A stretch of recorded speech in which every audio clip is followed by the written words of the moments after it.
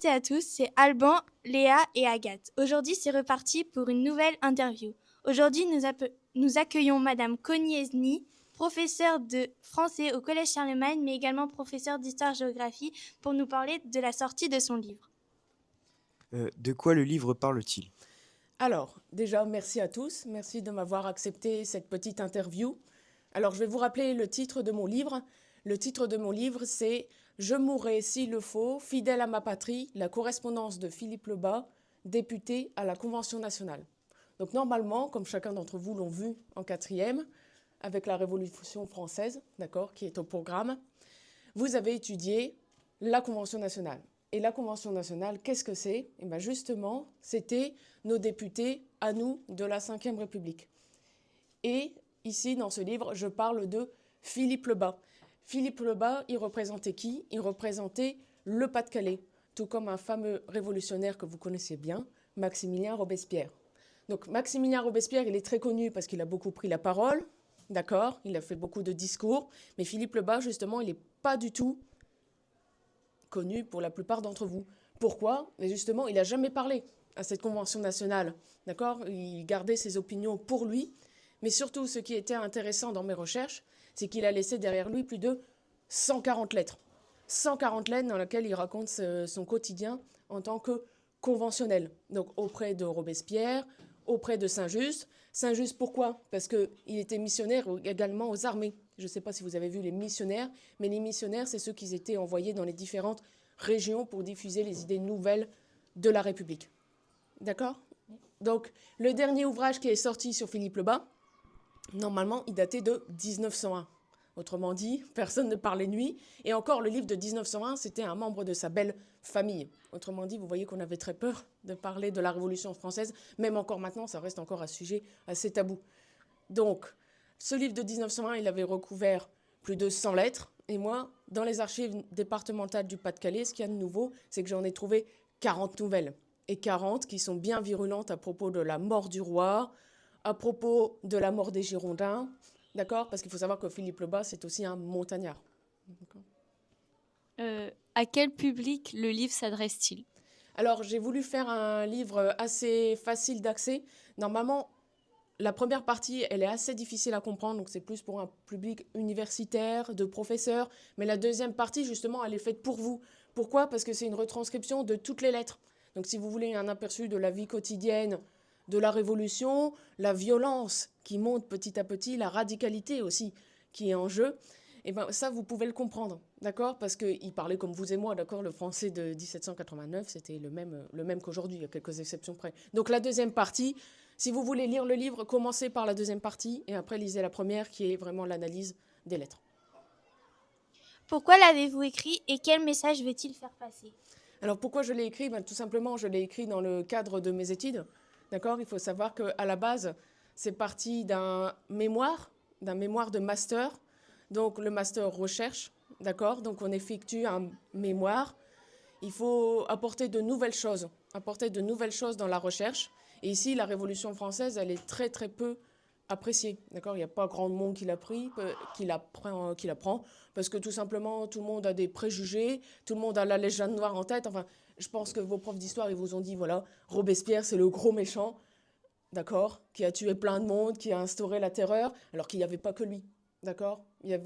Tout le monde était d'accord pour instaurer la terreur. Il n'est pas venu comme ça dans ses grands sabots dans la Convention, il n'a pas dit, je vais installer la terreur. Non, d'accord? Il y a eu plusieurs étapes. Il y a eu la création du tribunal révolutionnaire, son discours pour mettre en place cette terreur et cette vertu. Et puis, il y en a encore un autre qui a voulu instaurer la grande terreur. Là, je parle bien sûr de Georges Couthon, d'accord? Donc, il n'y a pas que lui. Il y a beaucoup de révolutionnaires, beaucoup de conventionnels qui voulaient justement en finir avec ce régime qui était l'ancien régime, justement, cette monarchie absolue. D'accord? Ils voulaient vraiment créer une nouvelle société. Et pourquoi ce livre aussi? Parce que c'est pas contre les professeurs qui enseignent ici, non, c'est pas non plus contre... mais le problème avec vos programmes scolaires, c'est qu'il faut faire tout ultra rapidement. Donc le problème, c'est que la Révolution française, tout ce que vous retenez, c'est 1789, une seule date, la prise de la Bastille. Vous retenez grosso modo, comme je vous l'ai dit précédemment, que Robespierre, bon ben voilà, il a créé la terreur. Vous retenez la période de la terreur et encore, bon, c'est mal compris. Parce que dans le même chapitre, qu'est-ce qu'il faut faire? Il faut faire la montée de Napoléon Ier au pouvoir. Donc autrement dit, le chapitre de la Révolution française, qui devrait prendre beaucoup de temps, car très complexe, on le fait qu'en 5 heures. Autrement dit, vous avez le temps de rien comprendre. Parce qu'il y a plein de petites subtilités. Parce que moi, à votre âge, pareil. Moi, on me l'a enseigné en seconde, la Révolution française. Et en seconde, j'ai détesté aussi. Pourquoi? Parce qu'on m'a dit que Robespierre, il a instauré la Grande Terreur, que c'était une période sanglante, qu'il y avait... Ils n'ont rien compris. Ils n'avaient pas compris. Ils n'ont pas compris les subtilités derrière. Et encore une fois, ce n'est pas la faute de vos profs. C'est parce que c'est tellement compliqué. Il faut prendre le temps d'analyser chaque discours. Mais face à un public d'élèves, vous n'avez pas encore, si vous voulez, la maturité pour comprendre tout cela. Ce n'est pas contre vous, mais c'est difficile à comprendre. C'est une période difficile à comprendre. Et justement, à travers ce livre, j'aimerais aussi que les gens changent de regard sur la Révolution française. Parce que là, vous faites un micro-trottoir, vous parlez de la Révolution française, il n'y en a pas un qui aime. Non, je vous assure, il n'y en aura pas un qui va apprécier la Révolution française. Ou alors très peu. Mes spécialistes, mes anciens professeurs d'université, c'est rare d'apprécier des gens qui aiment la Révolution française. Et pourquoi moi ça m'a plu cette Révolution française? Justement, ils sont partis de rien. Ils étaient animés par une fougue, ils ont tout détruit. Ils ont tout détruit, cet ancien régime, pour construire un nouveau. Et c'est grâce à ça qu'aujourd'hui vous vivez dans une certaine liberté, une certaine égalité. Parce que ceux franchement qui demandent le retour comme avant, je ne sais pas s'ils se rendent compte. Les nobles, c'était que 1% de la population. Les clercs, que 1% de la population. On ferait tous partie du tiers-état, on serait tous écrasés sous les... D'accord? Donc ceux qui réclament ça, ils ne comprennent pas. Donc, quelle est votre formation universitaire initiale? Alors après, donc il faut savoir que moi j'ai passé un baccalauréat scientifique. Il n'y avait pas encore les options qu'il y avait aujourd'hui à GGSP, SES. D'accord? Moi c'était encore le temps des filières. Donc j'ai passé un bac scientifique, S. Et malgré tout ça, j'étais toujours passionnée par l'histoire. D'accord? Donc j'ai effectué une licence d'histoire-géographie. Donc cette licence, je l'ai effectuée à l'Université catholique de Lille. Et enfin, j'ai effectué mon master recherche, mais cette fois-ci, ce n'était pas à l'Université catholique de Lille, mais c'était à l'Université de Lille 3, l'Université de Lille.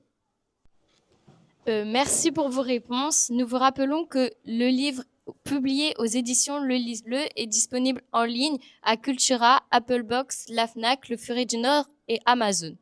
Merci à tous pour votre écoute et à bientôt pour une prochaine actu. La web radio, les infos qui sonnent pas faux. Bonjour, je suis Capucine et voici Augustine. On va vous présenter, comme à chaque émission, un livre. Ce livre se nomme La vie en turquoise d'Élise Giraudot. Ce livre parle de deux sœurs dont l'une qui est mannequin. L'histoire tourne autour de cette fille qui découvre qu'elle a un cancer de l'ovaire. L'autrice raconte les différentes réactions de sa famille et l'épreuve qu'on doit surmonter. Elle subit plusieurs opérations et de la chimiothérapie. C'est inspiré d'une vraie histoire qui est racontée par ces deux sœurs. Notre note est de 9,5 sur 10, car il fait prendre conscience des circonstances de ces maladies. À ne pas lire si vous êtes sensible, car il renvoie des émotions fortes et réelles. Merci de nous avoir écoutés. À une prochaine émission. Aujourd'hui, on va vous présenter un animé qui s'appelle Jujutsu Kaisen. Au Japon, l'ère du fléau s'est lancée. Pour protéger la population des fléaux, il existe des exorcistes avec une force occulte. Ils ont une force surnaturelle. C'est l'exemple de Satoru Gojo, l'exorciste le plus fort du Japon. Yuji, un jeune lycéen, se retrouve confronté à un fléau. Sans faire exprès, il mange un doigt de Sukuna, ce qui lui permet d'avoir des forces occultes. Mais Sukuna peut reprendre la force de son corps à n'importe quel moment. Heureusement, Satoru Gojo intervient et tue le fléau et sauve Yuji. Pour regarder la suite, rendez-vous sur Crunchyroll, Netflix ou d'autres plateformes comme Prime Video. Bonjour, aujourd'hui nous allons vous présenter un manga animé qui s'appelle Shangri-La Frontière. Sonraku habite dans un monde semblable au nôtre. Il a l'habitude de tester des bouses, des jeux qui sont considérés comme nuls en réalité virtuelle. Un jour, il trouve un jeu nommé Shangri-La Frontière.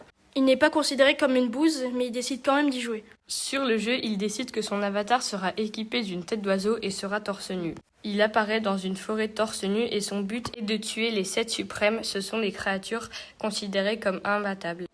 Mais son but est aussi de se faire des amis. Si vous voulez le lire, il est disponible sur Mangayo et si vous voulez le regarder, il est disponible sur Crunchyroll et Netflix.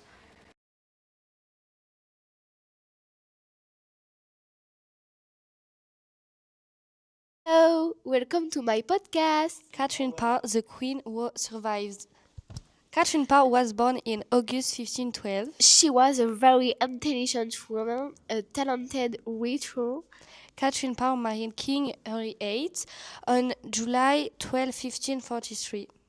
They are not children together, but she was very keen stepmother her to Henry's child.